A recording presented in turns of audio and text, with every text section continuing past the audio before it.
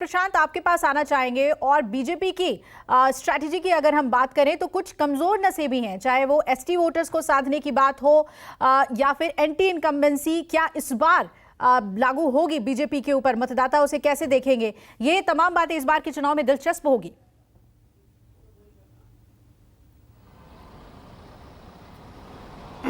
देखिए, बीजेपी की जो अपनी स्ट्रेटजी है, जो अपने मुद्दे हैं, वो राष्ट्रवाद और विकास का रहेगा। ये बीजेपी बार बार कहती रही है और इस बार भी कह रही है गुजरात के चुनाव। दूसरा, इस बार के चुनाव में चाहे हिमाचल या गुजरात को बीजेपी कहना है कि एंटी इनकम्बेंसी नहीं, हमारे साथ प्रो इनकम्बेंसी है। ये एक नया शब्द बीजेपी की तरफ से आया है कि हमारे साथ प्रो इनकम्बेंसी है, जनता हमारे साथ है, हमारे काम, हमारे परफॉर्मेंस के आधार पर जनता हमको चुनेगी। तो इस तरह की बात जो है बीजेपी की स्ट्रेटजी है। जहाँ तक आपने बात जाति समीकरण की कही, तो ये बात सच है कि गुजरात में पूरा जो है मतलब 52% जो है ओबीसी वोटर हैं, उनको उनके अंदर काम बीजेपी का कहना है कि उन्होंने लगातार किया है, उनकी हर चीज़ को ध्यान में दिया है और तमाम तरह के मुद्दे सेट किए हैं। ये बात सच है कि वो डिसाइडिंग है, हर बार डिसाइडिंग होते हैं।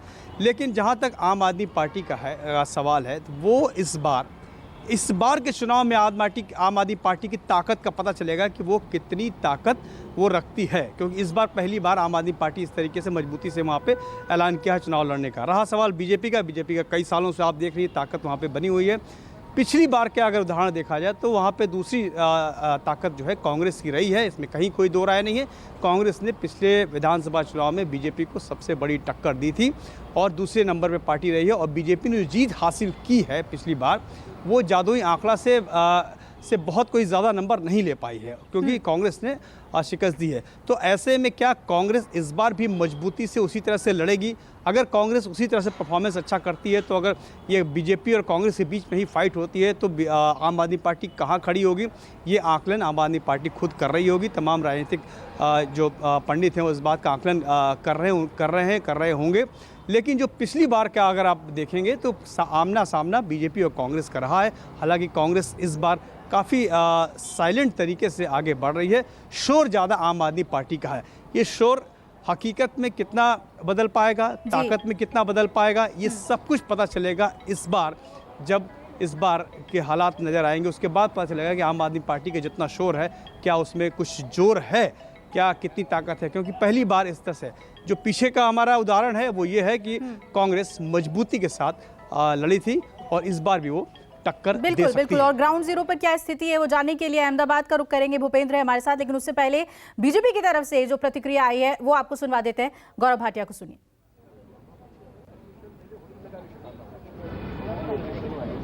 हमारे साथ गौरव भाटिया हैं, राष्ट्रीय प्रवक्ता हैं भारतीय जनता पार्टी के।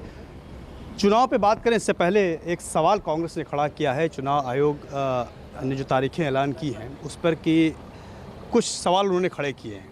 ऐसा क्यों, क्या लगता? नहीं, ऐसा क्यों तो ये आपको कांग्रेस से पूछना चाहिए। लेकिन मुझे ऐसा लगता है कि अगर इनका विश्वास संवैधानिक संस्थाओं में नहीं है, निर्वाचन आयोग में नहीं है, तो भूपेश बघेल जी को और अशोक गहलोत जी को तुरंत इस्तीफा दे देना चाहिए। चुनाव जो हुए थे जिसमें जीत दर्ज करी थी वो तो निर्वाचन आयोग ने ही कराया था।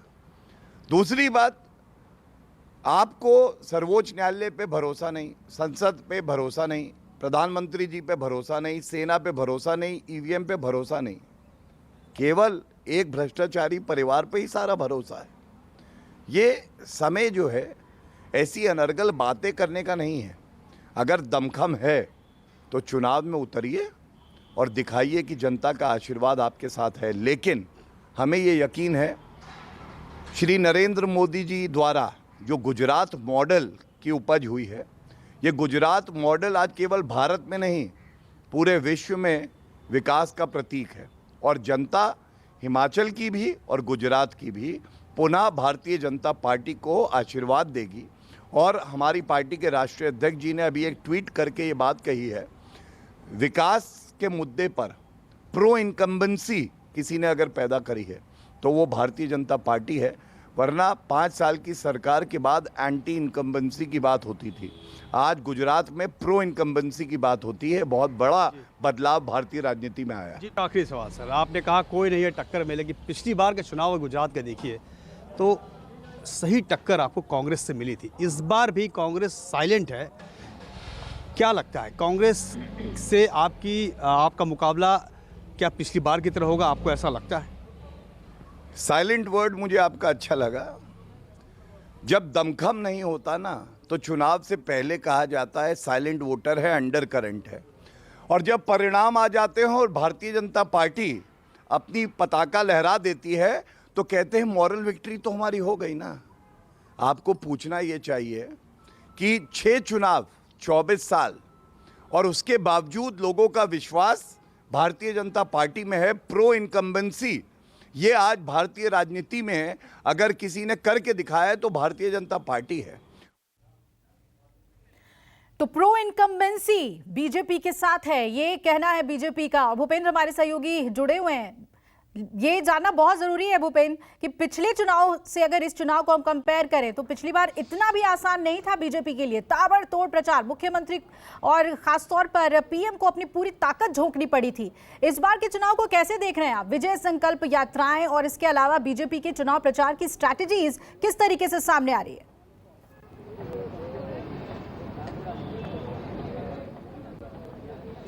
देखिए, स्ट्रैटेजी की बात करें तो बीजेपी ने पिछले चुनाव के नतीजों के बाद से ही अपनी स्ट्रैटेजी पर काम करना शुरू कर दिया था, क्योंकि जिस तरह से पिछली बार कह सकते हैं कि बहुत मुश्किल से सत्ता जो है बीजेपी के हाथ में आई थी। हालांकि ये अलग बात है कि पाटीदार आंदोलन चल रहा था और एक अलग का गुस्सा जो है वो लोगों में था, न सिर्फ पाटीदार आंदोलन के चलते बल्कि बाकी कई चीजों को लेकर। लेकिन इस बार उतना ज्यादा गुस्सा जो है। मैं आती हूँ भूपेंद्र आपके पास।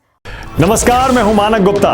अगर आपको हमारा ये वीडियो पसंद आया हो तो इसे लाइक और शेयर जरूर करें और हाँ, हमें सब्सक्राइब और फॉलो करना ना भूलें ताकि आप देश और दुनिया की कोई खबर मिस ना करें। तो जुड़े रहिए हमारे साथ और देखते रहिए न्यूज़ 24।